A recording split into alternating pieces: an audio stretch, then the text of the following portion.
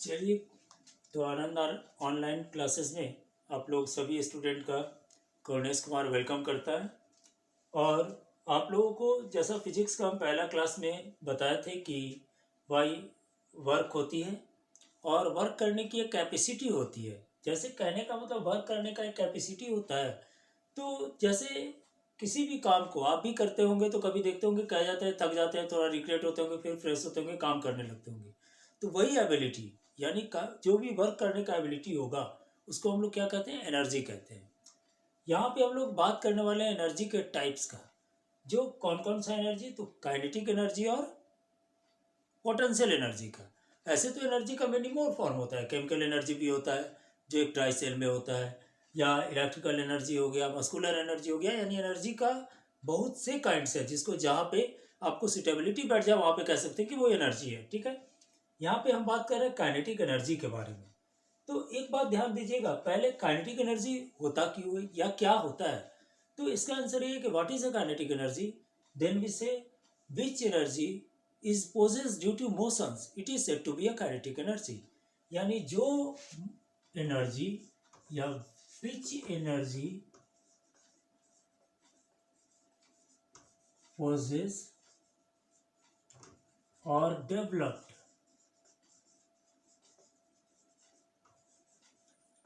due to motion, it is said to be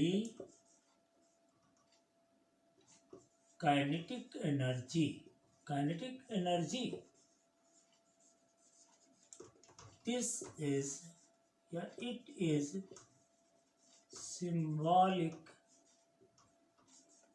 by Ke, kinetic energy. ठीक है, इसको symbolic कैसे करते हैं, तो काइनेटिक एनर्जी से करते हैं। बात समझ में आ रही है। यानी एक यहाँ पे फॉर्मूला आता है, kinetic energy equal to half mv²।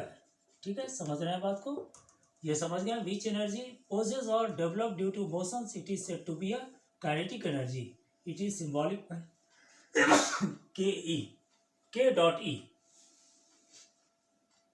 यानी के डॉट ई कहने का मतलब क्या होता है भाई, तो के डॉट ई कहने का मतलब हुआ हाफ mv²। ठीक है, बिल्कुल आपको मैं ओरिजिनल वीडियो करता हूँ, किसी भी तरह का कोई भी एडिट, किसी तरह का कोई भी ये नहीं, बिल्कुल ओरिजिनल वीडियो भी अपलोड करता हूँ या समझाता हूँ। कोई भी किसी चीज़ का हेल्प नहीं लेता हूँ समझाने में, इसलिए आप लोग ध्यान दीजिएगा। जैसा कि ऑफलाइन क्लास होता है वैसा ही आप लोग को बिल्कुल बताने का कोशिश करता हूँ। जहाँ भी प्रॉब्लम होता है, डाउट होता है, वहाँ पे हम क्लियर करते हैं कि यहाँ पे आप लोग को थोड़ा डाउट है, इसको समझ लीजिए। समझ रहे हैं। चलिए, अब हम लोग काइनेटिक एनर्जी को प्रूफ करेंगे। इसका स्क्रीनशॉट ले लीजिए। चलिए, तो अब हम लोग क्या करते हैं भाई कि इसका फॉर्मूला प्रूफ करेंगे। तो देखिए, एक बात पहले देख ले, थोड़ा सा एक बात समझ ले, यहाँ पे जरूरी है। जैसे वर्क ही एनर्जी है, समझ रहे हैं। वर्क क्या है, तो एनर्जी है। क्योंकि एबिलिटी आप पे रहेगा तभी आप वर्क कीजिएगा, तो वर्क की एबिलिटी ही एनर्जी है। तो एनर्जी है तो इसको लिखते हैं हम लोग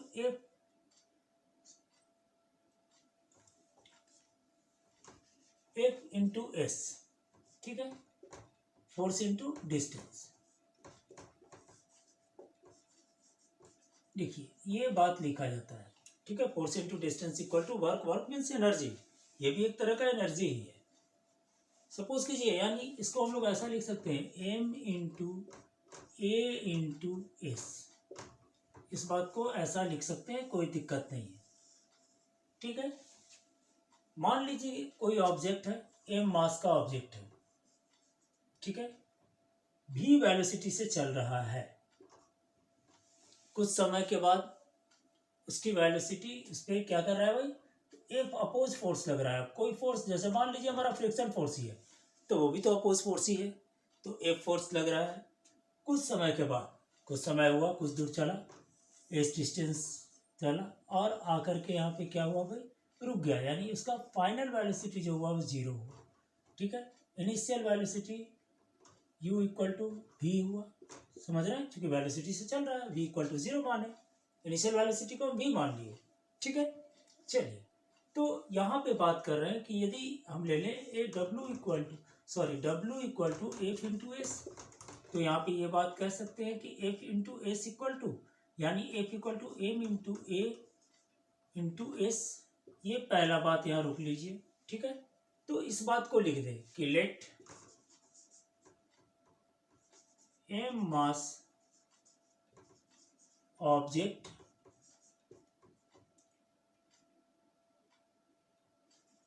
moves with velocity v and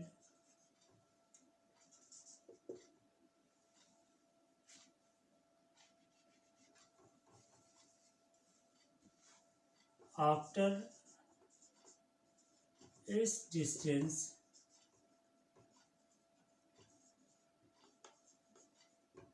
covering this object is a rest, that means final velocity v equal to 0 0, ठीक है। देखिए after rest distance covering this object is rest, that means final velocity is 0 because due to oppose force. यहाँ पे लिख दीजिए, थोड़ा सा जोड़ दीजिए भी, coming this rest due to oppose force. यहाँ पे थोड़ा सा एडिशंस कर दीजिए, क्लियर हो जाएगा। अपोज फोर्स थोड़ा इसको ऐड कर दीजिए, यहाँ पे छूट रहा था, ठीक है। कंप्लीट डिफिनेशंस नहीं आता, इसका मतलब कंप्लीट फॉर्म नहीं लगता। Let a mass object moves with velocity v, ठीक है, after S distance covering this object is rest due to oppose force, ठीक है, due to oppose force, that means final velocity v equal to 0, ठीक है। Clear हो गया। तो यानी क्या होता है इक्वेशंस, बाय मोशंस इक्वेशंस। थोड़ा याद कीजिएगा, मोशंस का 3 इक्वेशंस पढ़े होंगे मोशन चैप्टर में, ठीक है कि नहीं। V square equal to U square plus 2as, ठीक है। क्लियर है ये। तो बी स्क्वायर कहने का मतलब क्या, तो बी स्क्वायर यहाँ पे हो गया 0 the whole square equal to U के जगह पे initial velocity v the whole square plus 2as। तो ये हो गया, यानी इसको इधर लेकर चले जाएं तो -2as, या यही रहने दें, इसको इधर ले आए, minus B square equal to 2as, ठीक है। क्लियर है यहाँ पे, कोई प्रॉब्लम। थोड़ा देखिए एकदम सिंपल लैंग्वेज में लेकर चले, कहीं कोई इधर उधर नहीं। Minus B square equal to 2as, चूंकि यहाँ पे क्या था, जो minus B square by 2as equal to A, ये एक्सेलरेशन का वैल्यू आ गया अभी इस पोजिशन पे, जब वो एम मास ऑब्जेक्ट मूव्स कर रहा था वेलोसिटी v से, ठीक है। इसको देखिएगा, इसी के साथ है वेलोसिटी v से, तब कुछ डिस्टेंस तय करने के बाद वो ऑब्जेक्ट क्या हो जाता है, तो उस पर अपोज फोर्स वर्क करता है और रुकने के बाद उसकी वेलोसिटी 0 हो जाती है। That means by motion equations v square equal to U square plus 2s, where is the v is the 0, चूंकि वो ऑब्जेक्ट रुक गया, final velocity is the 0, u initial velocity, that means v square plus 2s, इधर ले आया तो minus v square equal to 2s, a को freely रख दिया और 2s को यहाँ पे डिवाइड कर दिया, that is the minus v square by 2s। इसका स्क्रीनशॉट ले लीजिए।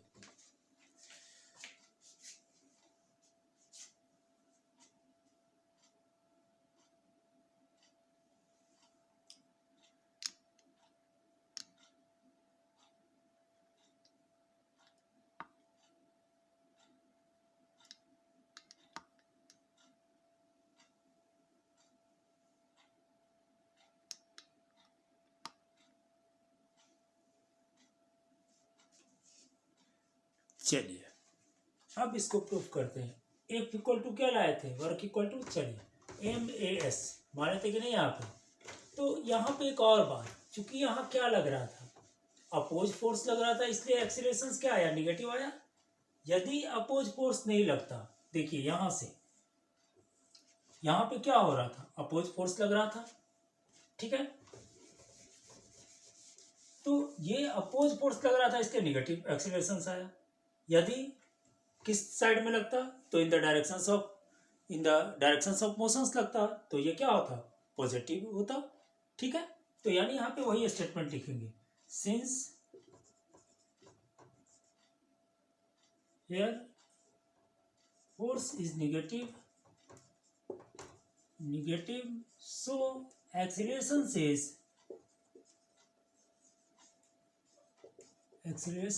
is also negative. If the force is positive,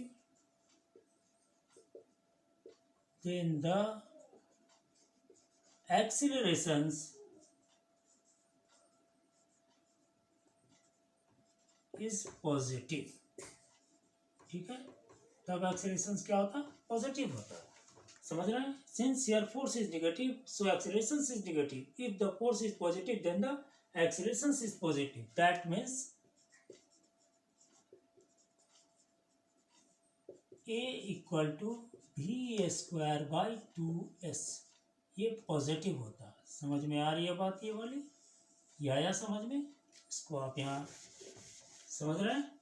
चलिए, तो यानी क्या होता है फ्रॉम वन, तो फ्रॉम वन देखें, from one W equal to F into S, यानी F को थोड़े M इंटू ए में देख रहे हैं, ये टूटा यहाँ, ठीक है, और इंटू एस. ए की जगह पर क्या लाए? तो M इक्वल टू ए की जगह पर v²/2s लाया है यहाँ पे. इसको 2 मान लें, क्योंकि यहाँ 1 से लिए फ्रॉम, तो फ्रॉम टू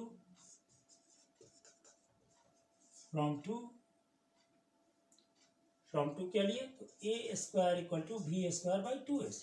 इसको हम यहाँ पे दे दे रहे हैं a v²/2s, that is the into S cancel, यानी mv²/2 हाफ. ठीक है, ये आ गया हाफ mv², सॉरी हाफ नहीं, kinetic energy equal to half mv². इसका स्क्रीनशॉट ले लीजिए. देखिए, एकदम सिंपल वे में प्रूफ किए हैं इसको. यानी हम लोग अभी प्रूफ किए क्या? आप इसको kinetic energy equal to half mv². समझ रहे हैं? अब यहाँ देखिए कि कभी कभी क्वेश्चन में पूछ देता है, इंपॉर्टेंट क्वेश्चन है सब, कि भाई काइनेटिक एनर्जी को किस टर्म में दिखाइए? तो मोमेंटम के टर्म में दिखाइए. अभी दिखा देंगे इसको. ठीक है, चलिए. यानी क्वेश्चंस क्या आता है, दे देगा क्वेश्चंस आपको कि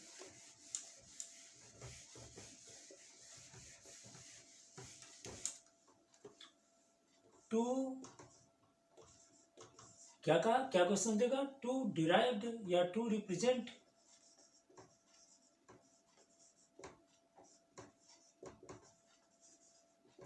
काइनेटिक एनर्जी,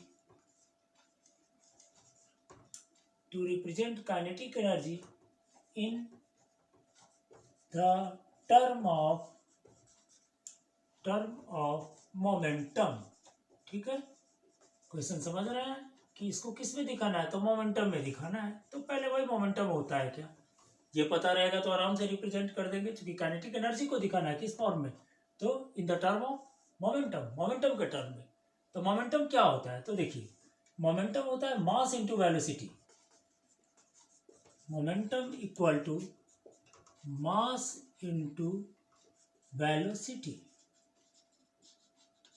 यानी मास और वेलोसिटी को मल्टीप्लाई करते हैं तो मोमेंटम मिलता है. ठीक है, बात समझ रहे हैं? इस टर्म में काइनेटिक एनर्जी को दिखाना है, तो इसका सिंबल देते हैं मोमेंटम का P. तो P इक्वल टू एम भी कहते हैं. समझ में आ रहा है कि नहीं? चलिए, तो काइनेटिक एनर्जी क्या होता है? देखिए, kinetic energy equal to half mv². देखिए, इसी को कहता है कि भाई मोमेंटम का फॉर्म में आप रिप्रेजेंट कीजिए. तो देखिए क्या करेंगे, यहाँ पे हमको क्या होना चाहिए? mv होना चाहिए. तो mv² है, तो यहाँ पे यानी इसको स्क्वायर कर देंगे तो mv² हो जाएगा. चलिए, तो स्क्वायर करने के लिए क्या करेंगे? m से ऊपर मल्टीप्लाई करेंगे तो नीचे भी करेंगे, यानी न्यूमरेटर डिनोमिनेटर दोनों में मल्टीप्लाई करते हैं m से. चलिए, half into mv² into m/m. ठीक है, देख रहे हैं, समझ रहे हैं? इंपॉर्टेंट क्वेश्चन है साहब, एकदम बिल्कुल समझिएगा. m को m से किए m², v²/2m, यानी क्या हो गया? तो mv² the whole square by 2m. m भी किसके बराबर है? तो p के बराबर है, यानी p the whole square by 2m that is the P square by 2m in the form of momentum. ठीक है, यानी कह सकते हैं कि kinetic energy equal to half M B square equal momentum the whole square, momentum the whole square by 2 into mass. कभी कभी numerical भी आता है इस पे। चलिए, क्लियर हो गया। ये क्वेश्चंस कभी कभी पूछ देता है, स्क्रीनशॉट ले लीजिए।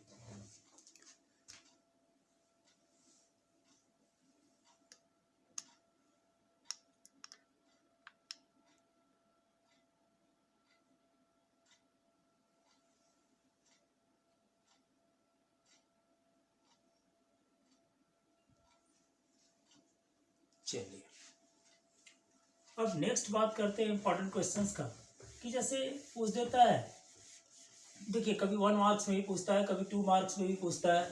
वो क्वेश्चंस क्या पूछता है जो बता रहे हैं हम आपको। कह देगा कि इफ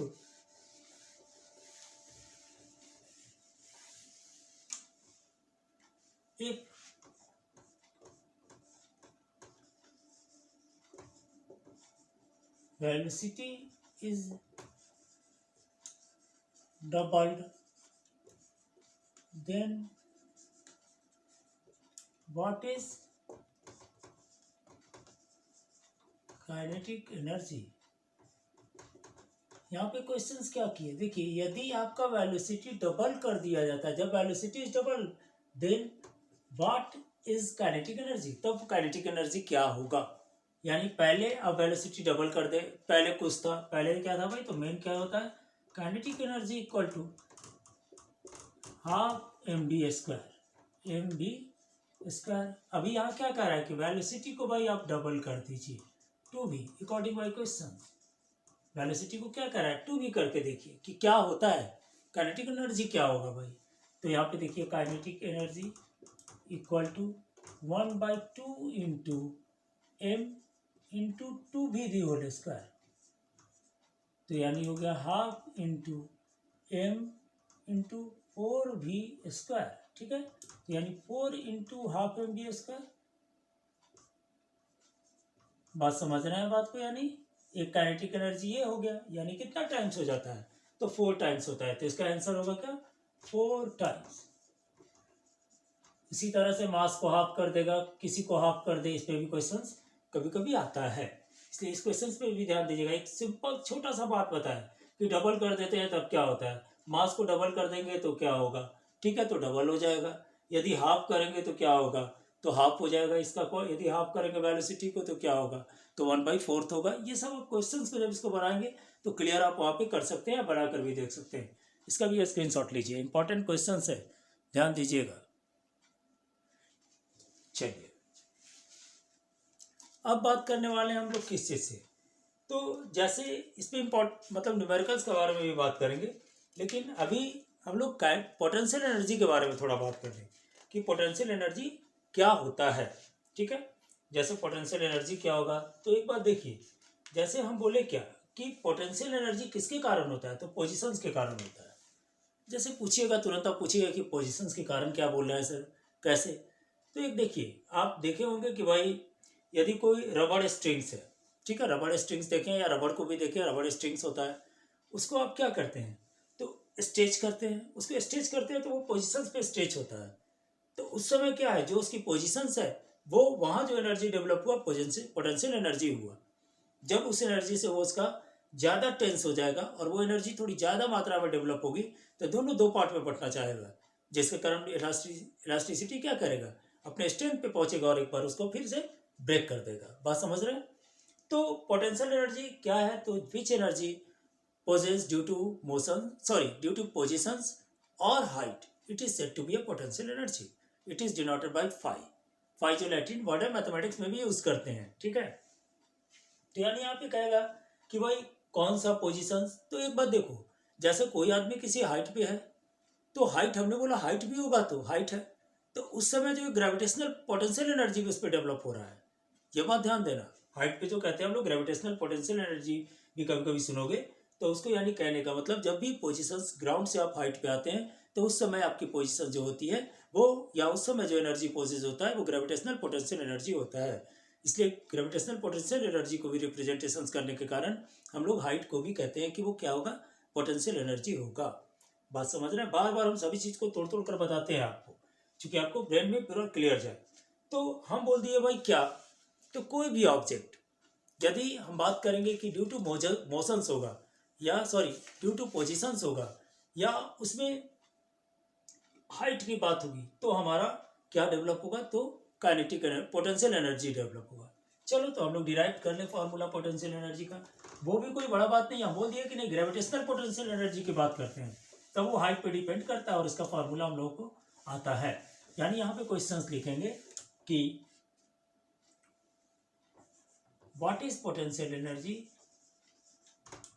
व्हाट इज, थोड़ा ध्यान से देखिएगा, ये सब इंपॉर्टेंट क्वेश्चंस है। Potential energy also find its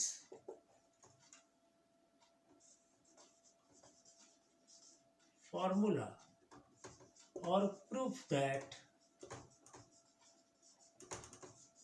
phi equal to mgh।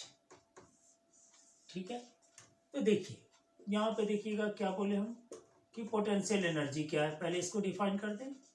Potential energy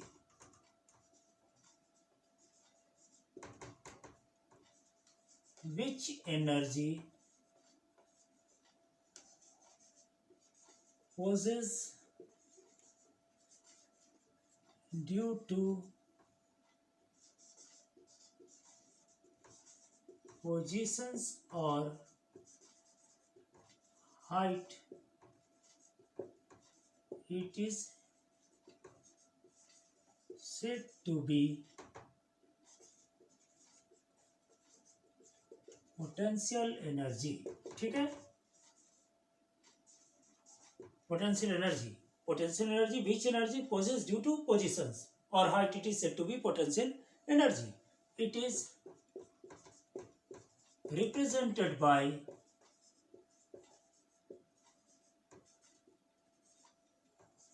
phi. ठीक है, यानी फाई, ये देखिए अब यहाँ पे क्या कर दिए, पोजिशंस के द्वारा। यहाँ पे एक और वर्ड जोड़ दे, when we take height then the object is also take gravitational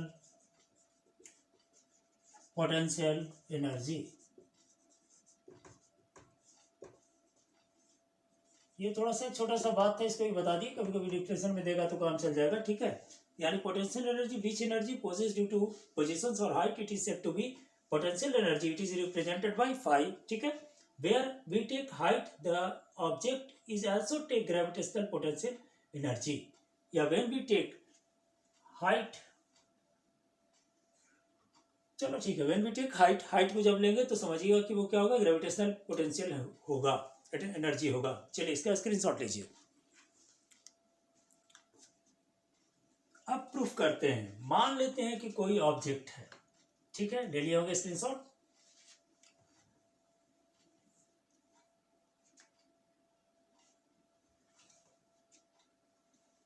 चलिए अब मान लें कि m मास का कोई ऑब्जेक्ट है।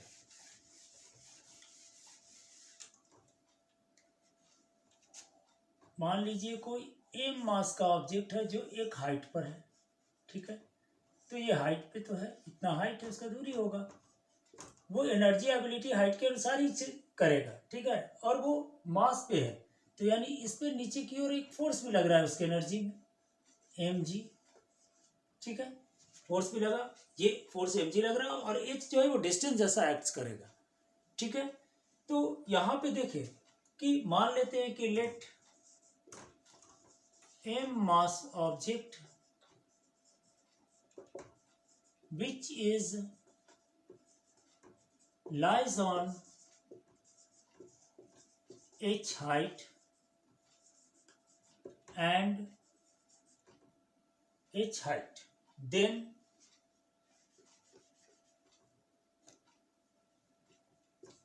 then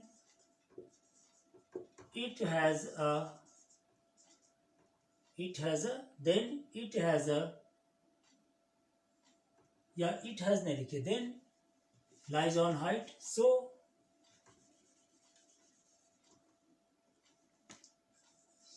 it has gravitational force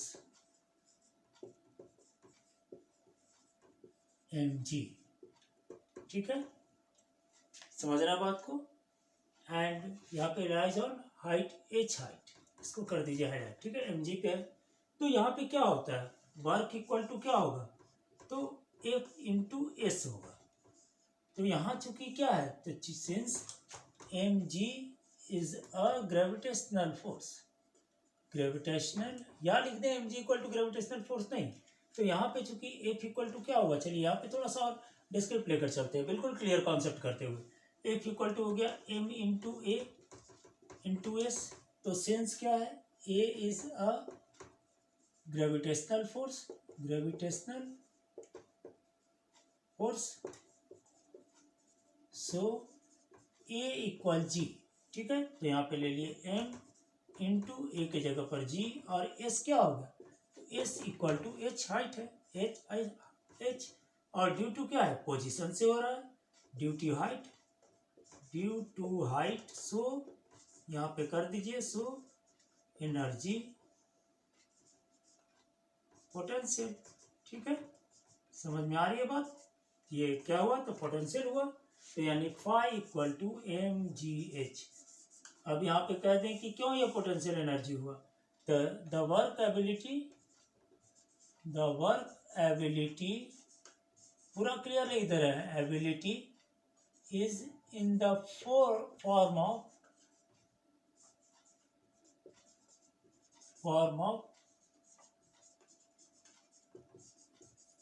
gravitational force. ठीक है, सो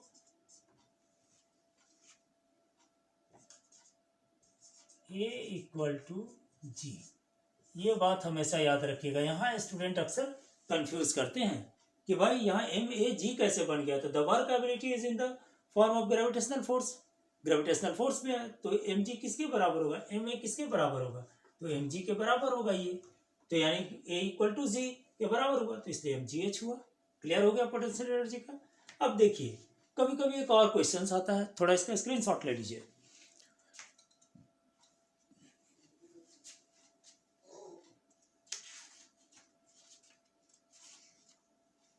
चलिए, अब जैसे आप देखे होंगे कि आप लोगों के यहाँ बिजली के मीटर का बिलिंग आती है.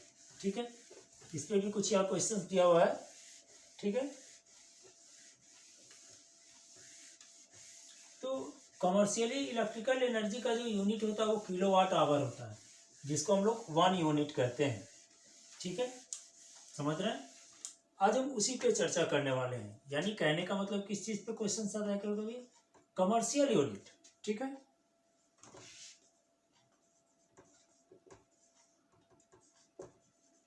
यूनिट ऑफ एनर्जी, और वो भी कैसा एनर्जी, तो electrical energy. Commercial unit of energy में किसमें है, तो इलेक्ट्रिकल एनर्जी में. तो कहने का मतलब जो कमर्शियली यूनिट है, कह सकते हैं कि व्हाट इज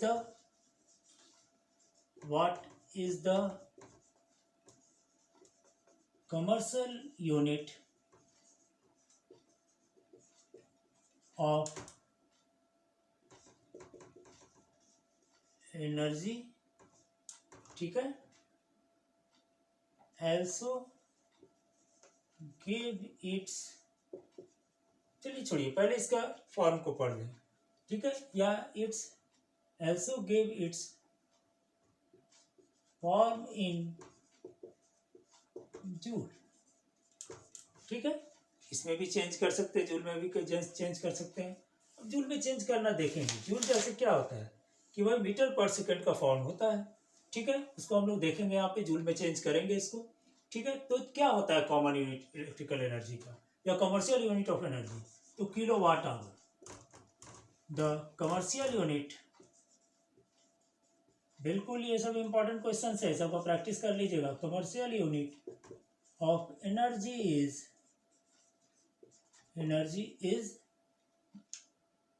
किलोवाट आवर। ठीक है, इस क्वेश्चन को हटा देते हैं, इसके बदले हम दूसरा भी देते हैं। ठीक है, किलोवाट आवर।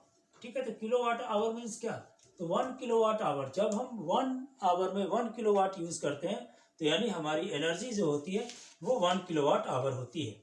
ठीक है, इसको हम लोग जूल में भी चेंज कर सकते हैं, समझ रहे हैं। 1 किलोवाट बराबर 1000, यानी जूल जो होता है जूल पर सेकंड पे चलता है। ठीक है, तो 1 किलोवाट आवर हो गया, तो यानी change 1 kilowatt hour in joule.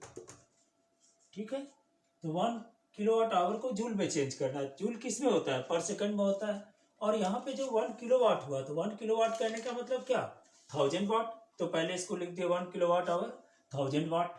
चलिए, आवर 1 किलोवाट पर आवर होगा, समझ रहे हैं बात को। 1 किलोवाट आवर कह रहे हैं यहाँ पे। ठीक है, 1 किलोवाट पर आवर नहीं कर रहे, वहां नहीं जा रहे हैं हम, तो 1 किलोवाट आवर पे आए। तो 1 किलोवाट मीन्स 1000 जूल पर सेकंड, ये वाट का फॉर्म में हुआ। ठीक है, इंटू 60 सेकेंड। ठीक है, कोई प्रॉब्लम यहाँ तक। अब यहाँ क्या हुआ, तो 60 को किए तो क्या हुआ, 36 पे 36 पे 20। ठीक है, इंटू 1 पे 30, यानी 36 पे 50, यानी ये हो गया आपको 50 हुआ ये। यदि हम 3.6 इंटू 10 पर पावर 6 जूल कहेंगे तो कोई गलत नहीं होगा। तो यहाँ पे पॉइंट दिए हैं, देखिए जैसे इसको तोड़े हैं तो लीजिए 36 इंटू 10 पर पावर 5 किए, तो फिर यहाँ क्या किए, 36 को 10 से डिवाइड किए और इंटू 10 पर पावर 5 इंटू 10 पर पावर 1 किए, तो ये हो गया आपका 10 पर पावर 6, देख रहे हैं, और ये हो गया 3.6। इस बात को देख लीजिएगा। ठीक है, यहाँ पे हम क्लियर दिखा दिए, सोइंग कर दिए, इसको तोड़ दिए हैं यहाँ पे। ठीक है कि नहीं, चलिए इसका स्क्रीनशॉट ले लीजिएगा।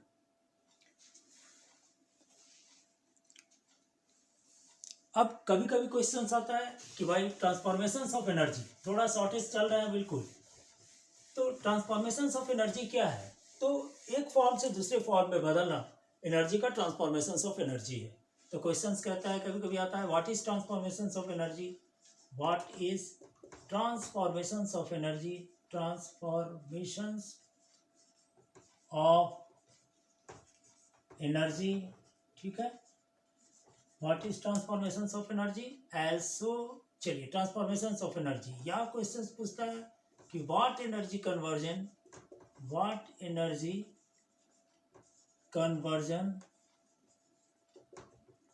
इन टॉर्च या इन सेल, इन टॉर्च सेल ही बोली, इन सेल। चलिए यही सीखिए, यही मतलब है क्वेश्चंस में। टॉर्च में भी सेल ही लगाएंगे, सेल का कन्वर्जन वही जाएगा। तो यानी ट्रांसफॉर्मेशन ऑफ एनर्जी क्या है, तो कहने का मतलब एनर्जी का क्या लिखेंगे, ट्रांसफॉर्मेशन ऑफ एनर्जी। उसके बाद सेकंड क्वेश्चन को देखेंगे, किससे, सेल का कन्वर्जन क्या है भाई एनर्जी का सेल में। ठीक है, चलिए, तो कहता है transformations of energy,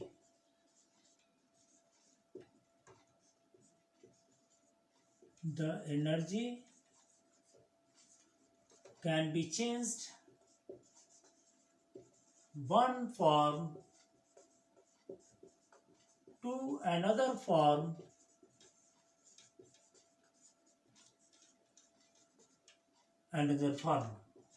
It is called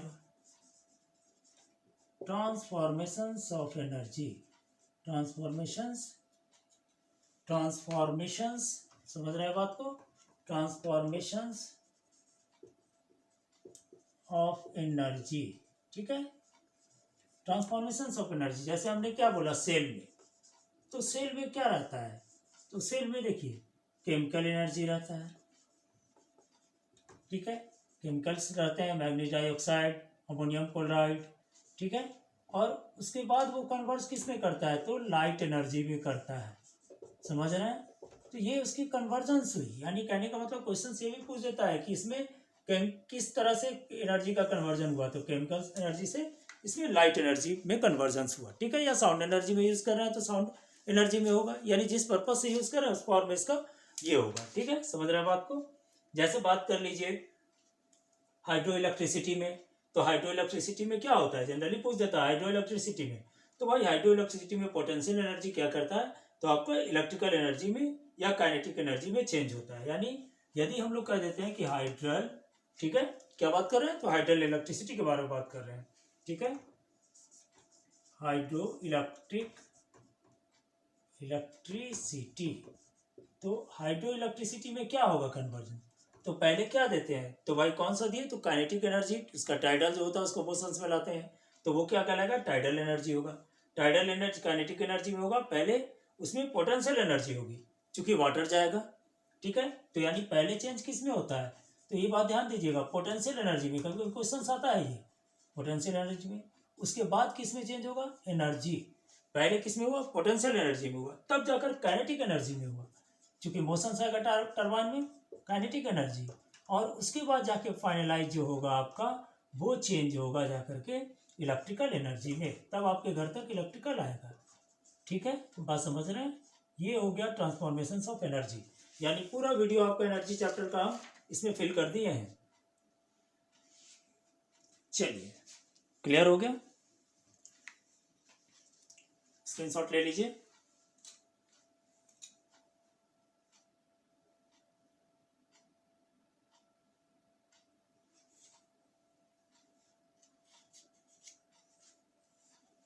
चलिए, इसी में और का बात कर सकते हैं, कन्वर्जन्स बहुत सा होता है। रेडियो में क्या होता है, तो भाई इलेक्ट्रिकल एनर्जी से साउंड में बदलता है, ये भी देख लीजिए, एक आधो ये सब याद रखिएगा क्योंकि कन्वर्जन्स आता है।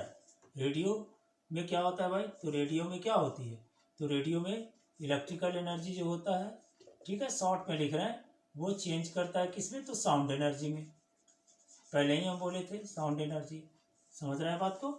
चलिए, अब हम बात करते हैं, देखिए ट्रांसफॉर्मेशन से ही एनर्जी एक तरह का कंजर्वेशन का फॉर्म दिखाएगा हमको। तो कंजर्वेशन ऑफ एनर्जी क्या है, तो देखिए कंजर्वेशन ऑफ एनर्जी कहता है कि एनर्जी कैन बी डेवलप्ड और कैन नॉट बी कंस्ट्रक्ट या लॉस्ट। यानी कहने का मतलब क्या है कि एनर्जी क्या होता है, तो ना तो लॉस्ट होता है और ना उसको डेवलप की जा सकती है। ठीक है, energy can not be developed और नॉर लॉस्ट। तो क्या होता है, तो it is only changed one form to another form. ये क्या करता है, तो अपने एक फॉर्म से दूसरे फॉर्म में बदल जाता है।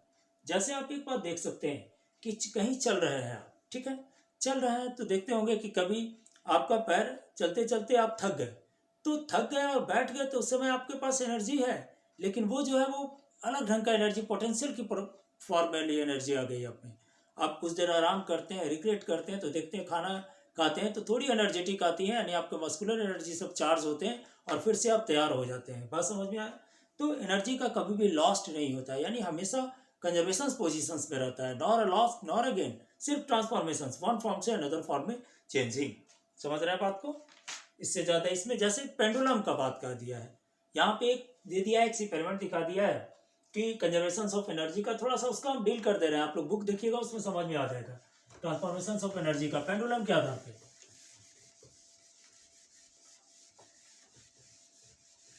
यहाँ हम आपको थोड़ा कॉन्सेप्ट दे रहे हैं। Conservation of energy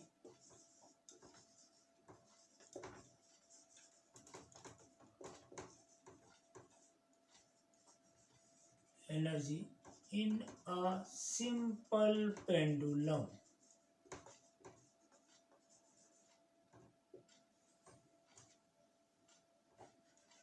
pendulum,